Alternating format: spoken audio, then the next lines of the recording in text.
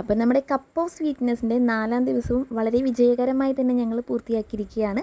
എന്നാലും ചെറിയൊരു സങ്കടം ഇന്നില്ലാതില്ല. വേറെ ഒന്നും കൊണ്ടല്ല, സാധാരണ ഞങ്ങൾ സ്ഥലത്തെത്തുന്നത് ഏകദേശം ഒരു 11:30-12 മണി ആ ഒരു സമയത്താണ്. അപ്പം മുതലൊരു 3 മണി 3:30 വരെയാണ് ഞങ്ങൾ നിൽക്കാറുള്ളത്. അതിനുള്ളിൽ തന്നെ നമ്മുടെ ജ്യൂസൊക്കെ വിറ്റ് തീരാറുമുണ്ട്. പക്ഷേ ഇന്ന് ഞങ്ങൾ എത്തിയത് ഏകദേശം 3 മണിയോട് കൂടിയാണ് കേട്ടോ.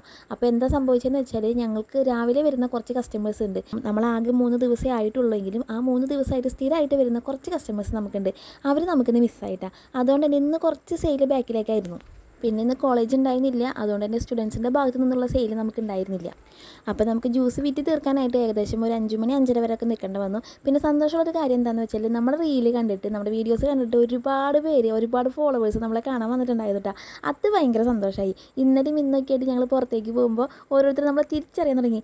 ഇത് തണ്ണിമത്തം വിൽക്കുന്ന ചേച്ചിമാരല്ലേ എന്ന് പറഞ്ഞാണ് കേട്ടോ നമ്മളവർ പരിചയപ്പെടാൻ വരുന്നത്. അപ്പോൾ എന്തായാലും അതിൽ വളരെയധികം സന്തോഷമുണ്ട്. പിന്നെ വരുന്നവരൊക്കെ നമുക്ക് ബിസിനസ് ട്രിക്ക് പറഞ്ഞു തരുന്ന ചേട്ടന്മാരുണ്ട് കേട്ടോ. അപ്പോൾ അതിലൊക്കെ ഭയങ്കര സന്തോഷമുണ്ട്. നമുക്കറിയാത്ത കാര്യങ്ങൾ കുറച്ചൊക്കെ അവർ പറഞ്ഞു തരുമ്പോൾ നമ്മളത് മനസ്സിലാക്കണമല്ലോ. അപ്പോൾ ഞങ്ങൾക്കറിയാത്ത ഒരുപാട് കാര്യങ്ങളുണ്ട്. ഈ ഒരു മേഖലയിൽ ഞങ്ങൾ ആദ്യമായിട്ടാണ്. അതുകൊണ്ട് തന്നെ എങ്ങനെ എന്തെന്നൊന്നും ഒരു ഐഡിയ ഉണ്ടായിരുന്നില്ല.